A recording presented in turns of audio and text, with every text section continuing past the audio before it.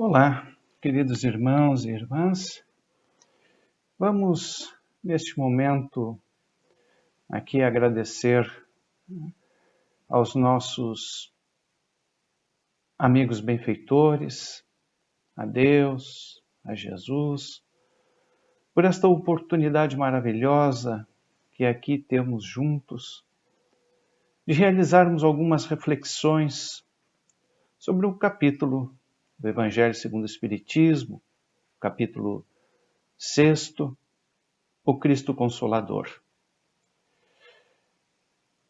Nós queremos, sem dúvida nenhuma, aqui pedir aos nossos irmãos benfeitores que nos auxiliem, a todos, encarnados e desencarnados, a fim de que possamos ter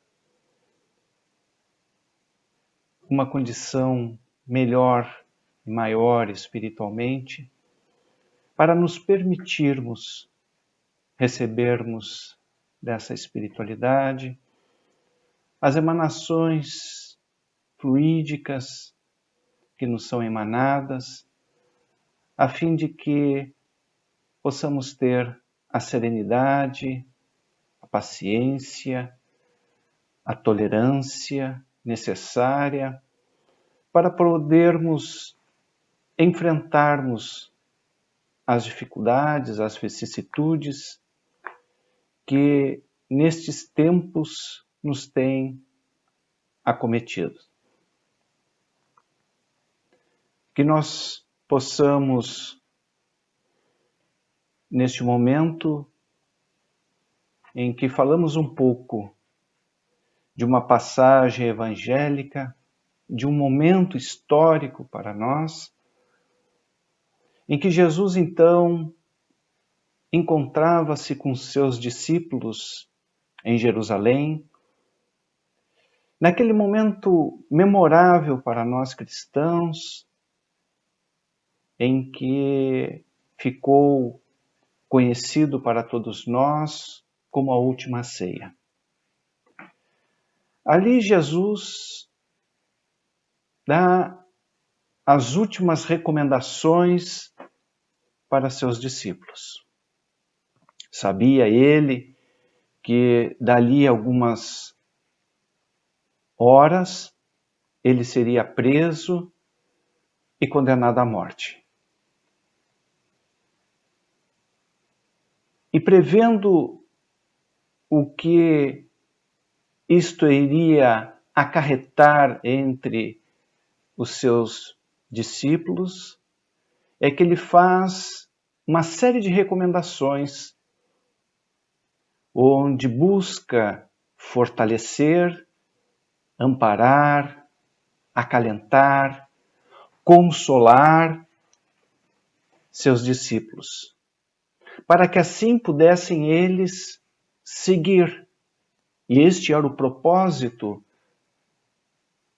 do porquê Jesus escolhera um corpo de discípulos para lhe acompanharem naquela curta jornada aqui na Terra, e ainda mais da sua vida pública, 3 anos, para que os seus discípulos não esmorecessem, não desistissem, apesar dos reveses que viriam pela frente, mas que Jesus ali faz como que uma retomada dos seus ensinamentos,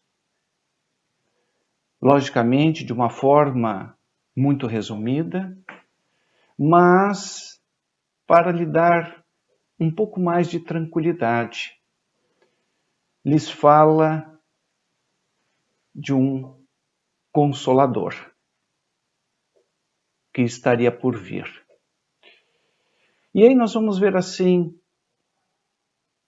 que esta passagem do Evangelho, ela está em João, capítulo 14, versículos de 15 a 17. Então, o que diz esta passagem de João?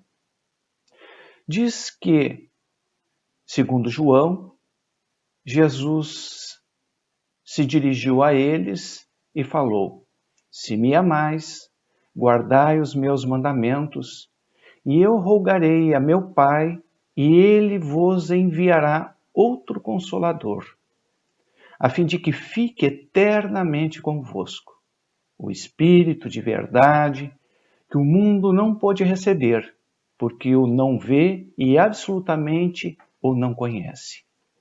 Mas quanto a vós, conhecê-lo-eis, porque ficará convosco e estará em vós. Porém, o Consolador, que é o Santo Espírito que meu Pai enviará em meu nome, vos ensinará todas as coisas e vos fará recordar tudo o que vos tenho dito. Desta passagem, o que deixou os discípulos um pouco atordoados, sem entenderem muito bem o que Jesus estava querendo dizer com isso, mas o que ficou para eles, sem dúvida nenhuma, esta mensagem foi esta fé, esta palavra de certeza de um amparo e de que ele estaria com eles.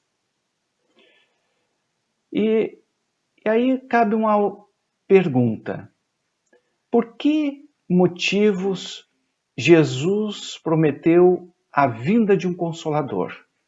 Como nós falamos anteriormente, Jesus já previa uma série de circunstâncias, né, que estariam para ocorrer em razão do seu desencarne. E nós vamos ver que, além disso, há outros dados, né, que nos ajudam também a entender isso. Nós vamos encontrar no Livro dos Espíritos, na questão 622, no item que trata sobre conhecimento da lei natural, no capítulo da lei divina ou natural, em que Kardec pergunta para o Espírito Benfeitor o seguinte: confiou Deus a certos homens a missão de revelarem a sua lei? E a resposta do benfeitor: indubitavelmente. Em todos os tempos houve homens que tiveram essa missão. São espíritos superiores que encarnam com o fim de fazer progredir a humanidade. Então nós vamos ver aí exemplos desses espíritos de amor, espíritos de luz. Buda, né, na Índia, no século VI a.C., Zoroastro, na Pérsia, né, século VII a.C., Krishna, né, na Índia, aproximadamente 3.000 anos antes de Cristo, Maomé, em Meca, né, hoje Arábia Saudita, no século VI depois de Cristo. Então nós vamos ver assim que esta promessa feita por Jesus, né, a respeito de um Consolador, ela tem razão de existir uma tradição, vamos dizer assim, milenar, né, em que de tempos em tempos a espiritualidade superior ela trazia, né, enviava para nós espíritos luminares que buscavam dar um norte, esclarecer, orientar a humanidade. No caso daqueles espíritos que antecederam Jesus, nós podemos entender aí como que eles estavam preparando, né, o ambiente material, preparando as pessoas, né,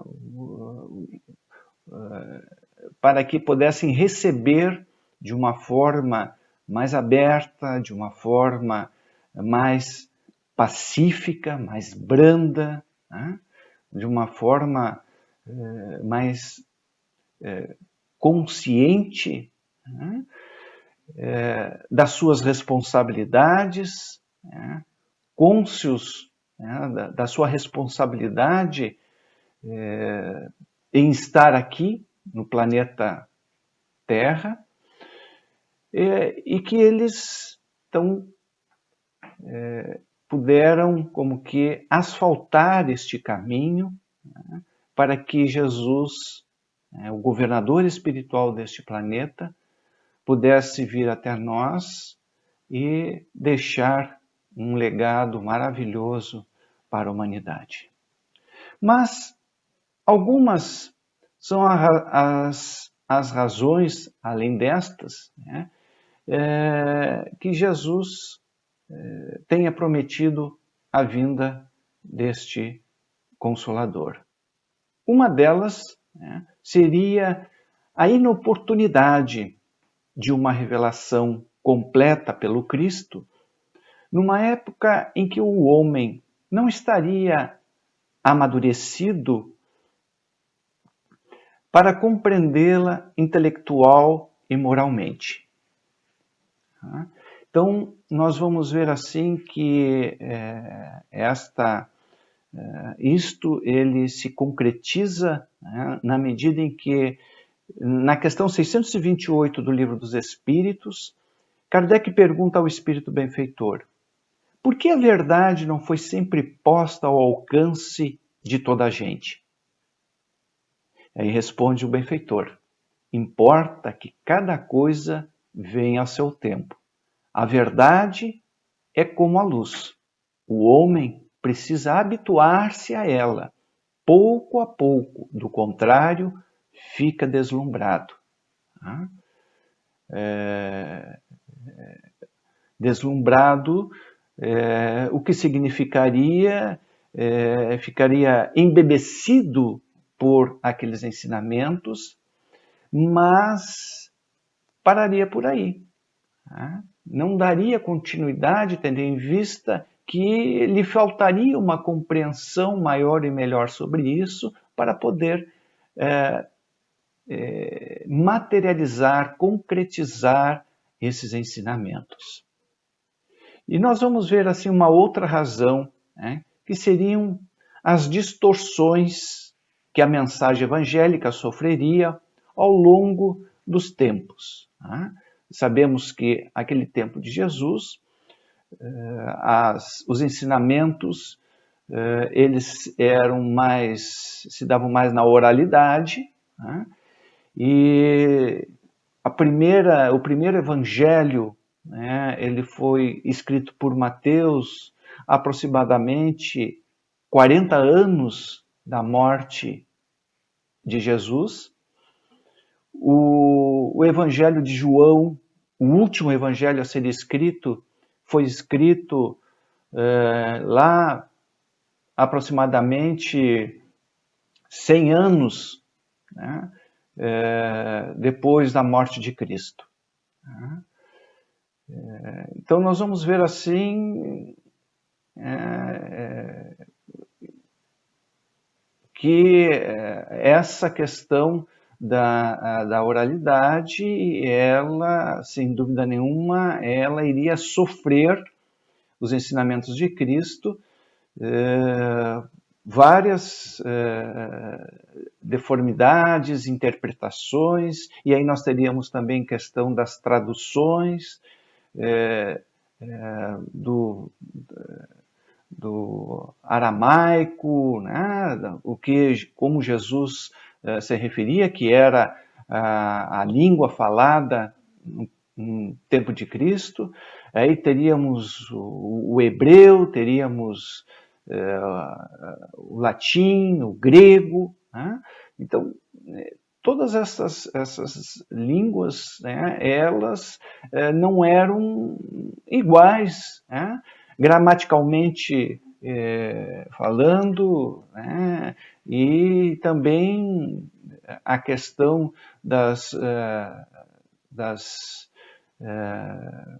dos entendimentos que se tinha a respeito de determinadas coisas numa língua, né, elas eram entendidas, né, de uma forma um pouco diferente em outra língua. Então, não apenas na questão das traduções, mas como determinadas coisas, determinadas palavras, né, eram entendidas em outras línguas. Isso tudo vai provocando alterações na escrita, né, desses ensinamentos de Jesus. Então, Jesus, prevendo isto, né, também vê a necessidade da promessa, né, desse Consolador. E por conta disso, né, nós podemos ver também aí que a questão do esquecimento e a falta de vivência, né, das verdades apregoadas pelo Evangelho levaria as pessoas a terem também a tendência a se afastarem, né, por N motivos, por uma questão de discordância da forma como lhes foi apresentado o Evangelho, das questões, vamos dizer assim, ritualísticas, litúrgicas, né? Coisas que, se nós vamos ver lá no cristianismo primitivo, né? E aí a gente tem uma obra muito interessante que nos fala sobre esse cristianismo primitivo, a Esquina de Pedra, né?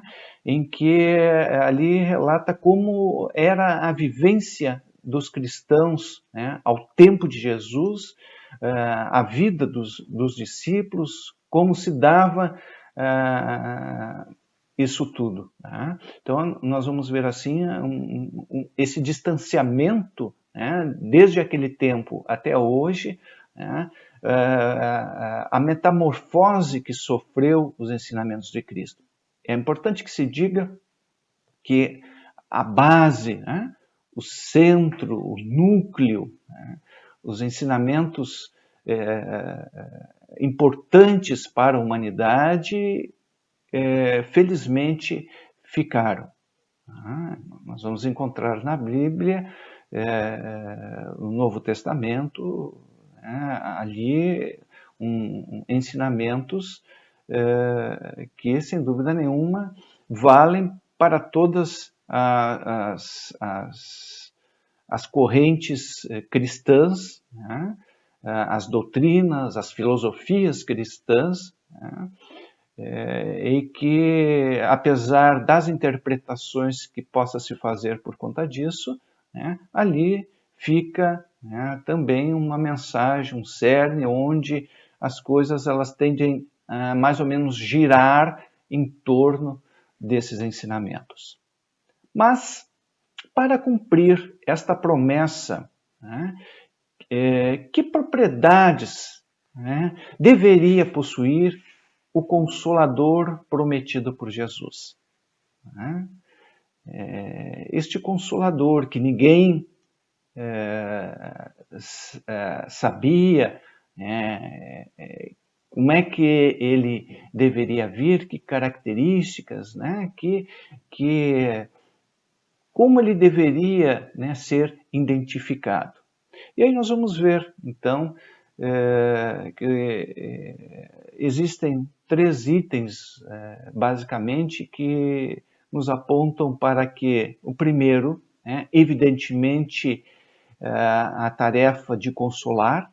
Jesus, né, ele primou por essa questão do consolo, né, de consolar as pessoas antes de qualquer coisa, né, de dar o conforto, de olhar, de ouvir, de abraçar, né, as pessoas, de lhe apontarem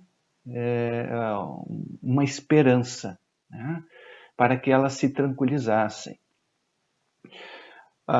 Uma outra propriedade, né, para este Consolador, ele deveria lembrar e exemplificar o que Jesus ensinou.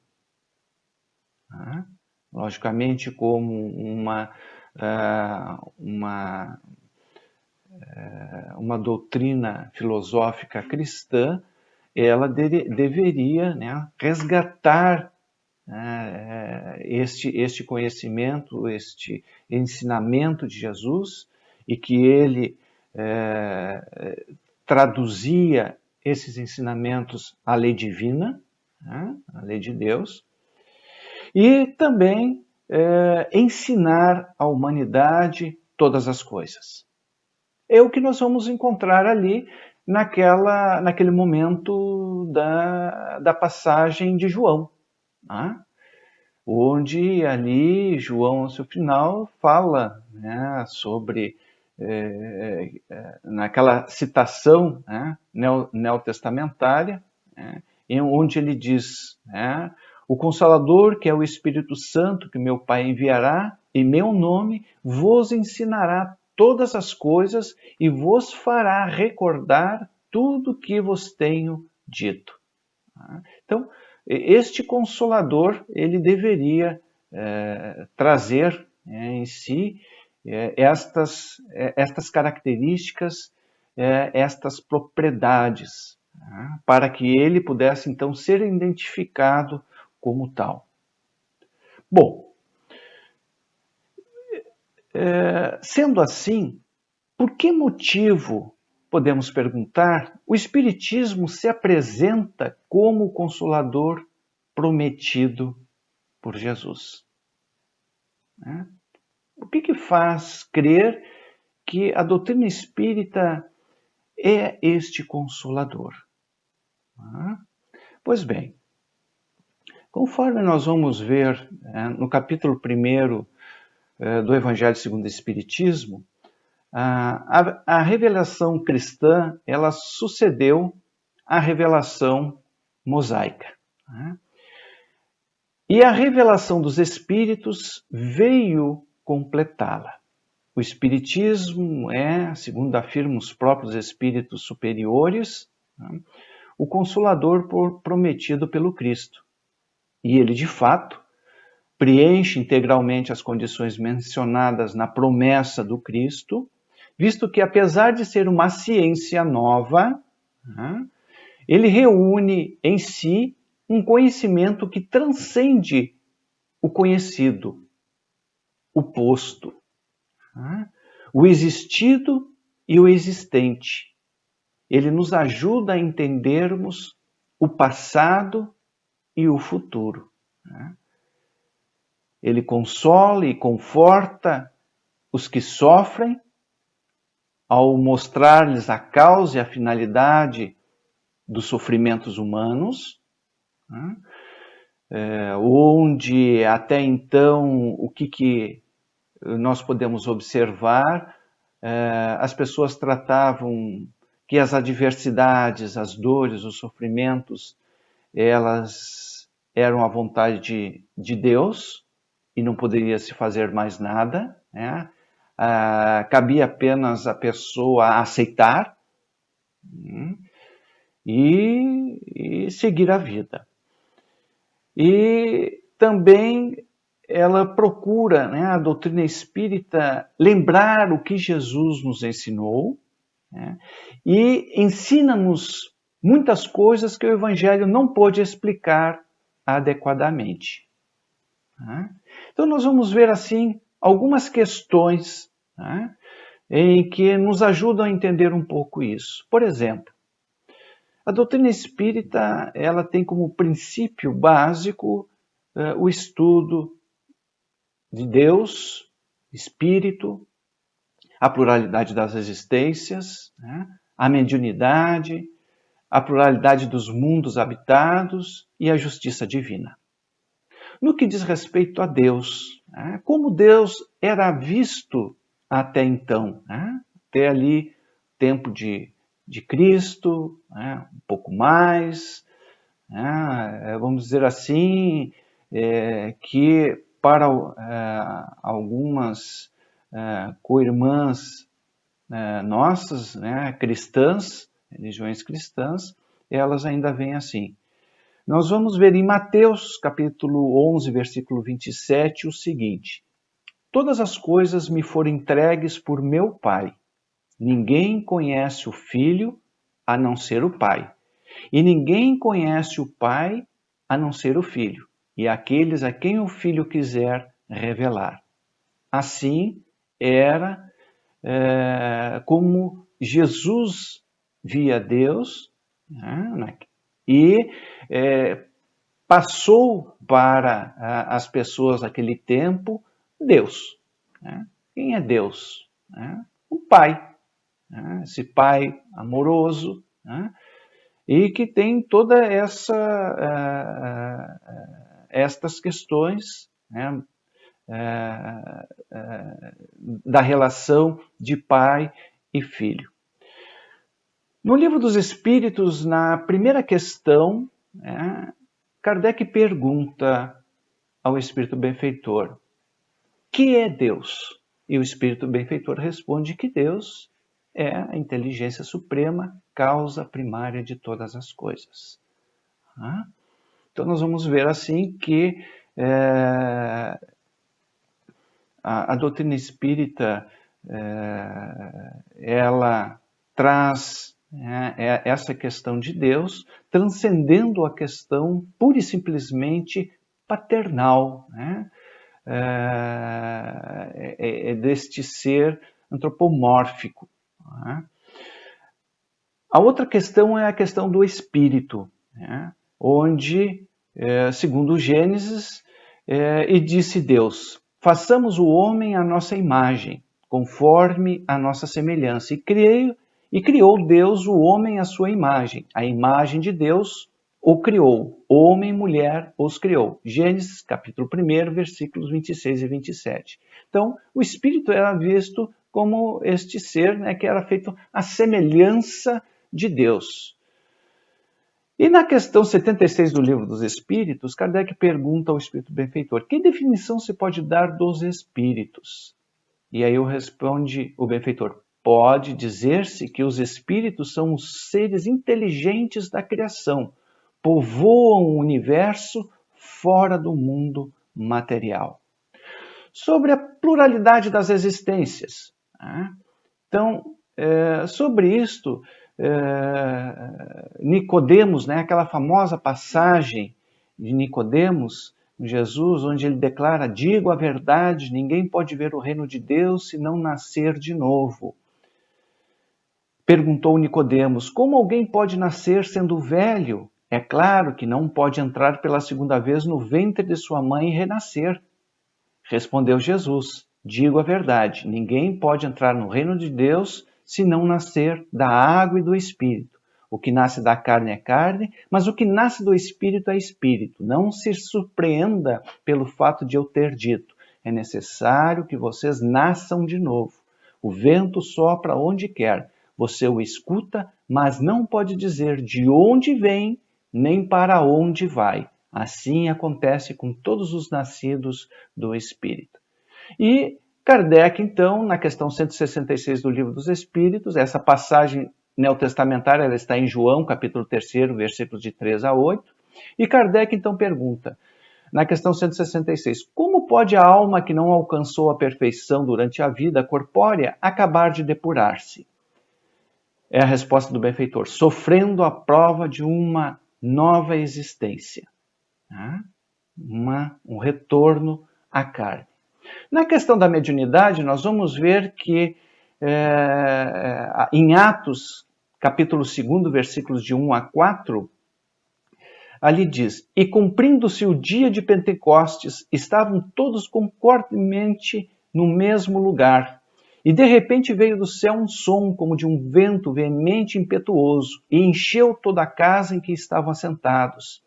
E foram vistas por eles línguas repartidas, como que de fogo, as quais pousaram sobre cada um deles, e todos foram cheios do Espírito Santo e começaram a falar noutras línguas, conforme o Espírito Santo lhes concedia que falassem. Atos, capítulo 2, versículo de 1 a 4. E o que diz Kardec sobre a mediunidade?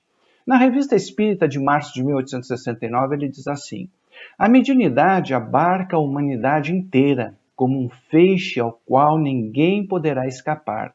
Cada um estando em contato diário, saiba-o ou não, queira-o ou se revolte, com inteligências livres, não há um homem que possa dizer: não fui, não sou ou não serei médium, sob a forma intuitiva, modo de comunicação ao qual vulgarmente se deu o nome de voz de consciência.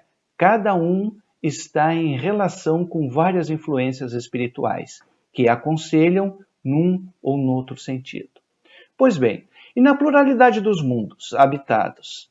Diz assim João, capítulo 14, versículo de 1 a 3. Não se turbe o vosso coração, credes em Deus, crede também em mim. Há muitas moradas na casa de meu Pai. Se assim não fosse, já eu vou-lo teria dito, pois me vou para vos preparar o lugar, e depois que me tenha ido e que vos houver preparado o lugar, voltarei e vos retirarei para mim, a fim de que onde eu estiver, também vós aí estejais. E nós vamos encontrar no Livro dos Espíritos, então, no Evangelho segundo o Espiritismo, capítulo 3º, item 2º, o que Kardec nos informa. As diferentes moradas são os mundos que circulam no espaço infinito e oferecem aos espíritos que neles encarnam moradas correspondentes ao adiantamento dos mesmos espíritos. Já no que diz respeito à justiça divina, em Mateus capítulo 12, versículo 36, foi dito assim: mas eu digo que no dia do juízo os homens haverão de dar conta de toda palavra inútil que tiverem falado. Pois a doutrina espírita então vem e ela amplia um pouco mais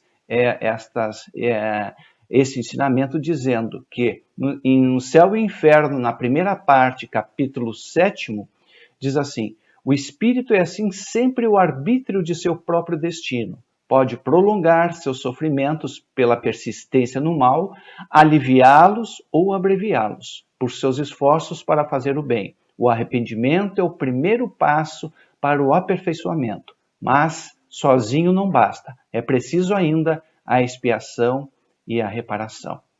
Pois bem, meus irmãos e minhas irmãs, espero ter de alguma forma contribuído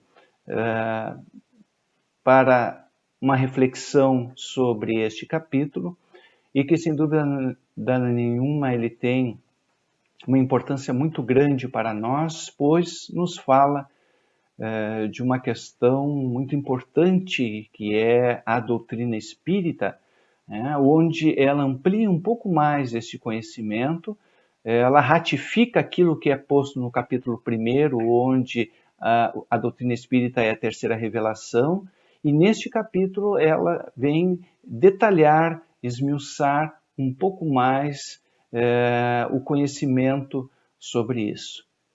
Que a paz de Deus e de Jesus estejam com os irmãos.